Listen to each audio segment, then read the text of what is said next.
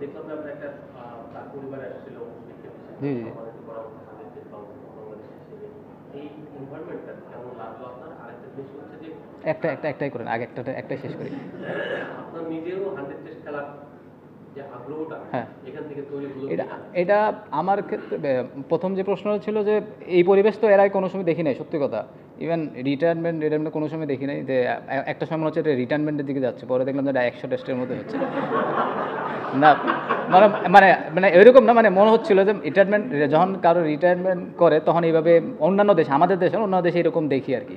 তো আমার নিজেই দেখে অনেক ভালো লাগলো। তারপরে আমার কাছে মনে হয় যে এই জিনিসটা, এই কালচার যদি সবসময় থাকে বাংলাদেশে, তো ইয়াং জেনারেশন যারা আছে তারাও কিন্তু আপনার টেস্ট খেলার জন্য, তবে 100 টেস্ট খেলার জন্য অনুপ্রাণিত হবে। যদি আমার ক্ষেত্রে বলেন, ভাই আমি কালকে বাঁচবো কি বাঁচবো না আমি জানি না, বা পরেরটা পরে দেখা যাবো, আমি কালকেরটা আজকেরটা আজকে, তারপরটা পরেরটা দেখে।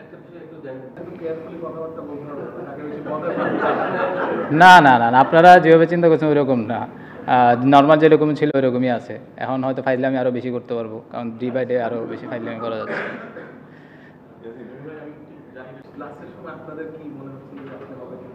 লাস্টের সময় যেটা মনে হচ্ছিল যে, একসময় মনে হচ্ছিল যে আজকে হয়ে যাবে, যদি ওরা লেট করছে এই কারণে হয়তো হয়নি। আর আমিও মানে খুব বেশি অরিড না, কারণ উনি তো আপনার মানে 100 করা, আপনার 200 করা অভ্যাস আছে। তো আমিও জানি যে ওই জায়গায় উনি প্যানিক হয় না, 90 গেলে গেলে খুব প্যানিক কম হয় আল্লাহর মতে। তো ওই কারণে আত্মবিশ্বাসটা আছে যে কালকে গিয়ে অন্য কেউ থাকলে হয়তো একটু প্যানিক থাকতাম, যে উনি যেহেতু আছে আমার মনে হয় উনিও প্যানিক হয় না, আমরা কেউ প্যানিক না। তো কালকে গিয়ে ইনশাল্লাহ হয়ে যাবে।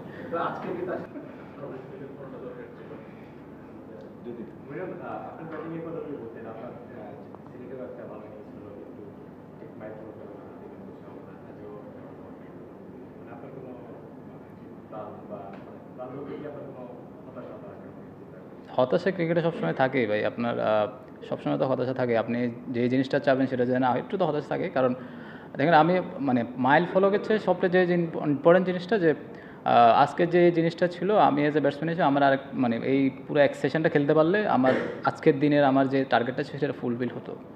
তো ওইটা করতে পারি না বলে একটু হতাশ আর কি। আর হয়তো তখন রানটা আরেকটু এগিয়ে থাকতাম আমরা, হয়তো উইকেটটা যে 3টা থাকতো হয়তো আরেকটা অ্যাটাক করতে পারতাম, তো ক্যালকুলেটিভ অ্যাটাকটা করতে পারতাম। আমার কাছে মানে ওই জিনিসটা হয়তো পারিনি এই। জি হ্যাঁ, কে চাইবে না এই সময়? তো সবাই চাবে, কারণ একটা দুইজনের মাইলস্টোন ছিল। অবশ্যই যে কেউ চাবে এই সময় করার জন্য। ওরা অবশ্যই স্লো করছে, অনেক স্লো ছিল, সবাই চাচ্ছিল। খেলা দেখলেই তো বোঝা যাচ্ছিল।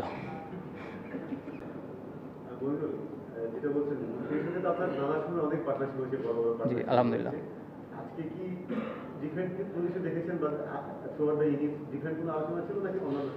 না, থ্রু আউট দ্য ইনিংসে ডিফারেন্ট যেটা ছিল যে আমি নিজে দেখলাম যে আপনার ওরা মানে আজকের সিচুয়েশনটা যেটা ছিল, মানে সিচুয়েশন না, ওদের যে ফিল্ড সেটিংটা ছিল সেটা পুরোপুরি ডিফারেন্ট ছিল। আপনারা যদি খেয়াল করে দেখেন, দেখবেন যে আমরা যখন থেকে গেছিলাম তখন থেকে কিন্তু ওরা ডিফেন্সিভ মাইন্ডেড ছিল।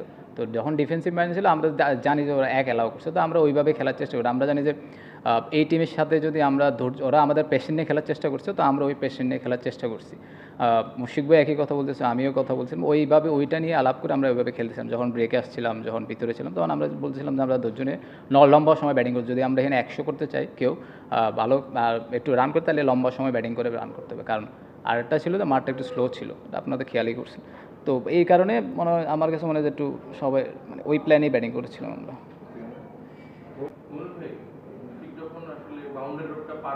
হুম, 100 টেস্টে 100 করার দারুণ টানতে, আবার একটা আনফুলফিলমেন্ট আছে। তোমরা ফেশিয়াল এক্সপ্রেশনটা দেখে কি মনে হচ্ছে আপনার? ফেসিয়াল এক্সপ্রেশন তো দেখে আমার কাছে মনে হয় না তো কোনো বয়সে নার্ভাস ছিল, অথবা ছবি টবি তুললে হয়তো বুঝতে পারতাম। না, নর্মালি ছিল। উনি আগে যেরকম ছিল, 100 ম্যাচ খেলার আগে যেরকম ছিল এখনই সেরকমই আছে। বাড়তি যে ওনার 100 ম্যাচ খেলছে, 100 ম্যাচ 100 মানে 100 করতে হবে ওইরকম কোনো কিছু দেখি না। আমি উনি যখন ক্রিজে আসছিল তখন তো মানে 0 রানে ছিল, তখন থেকে দেখছিলাম যে খুব কাম অ্যান্ড কোয়াইটভাবে আপনার খুব নর্মাল ক্রিকেট খেলছিল, উল্টাপাল্টা মানে সিচুয়েশন বুঝে ব্যাটিং করছিল। তো পুরোপুরি ইনিংসটা পুরো কন্ট্রোল ছিল, কাম ছিল অনেক।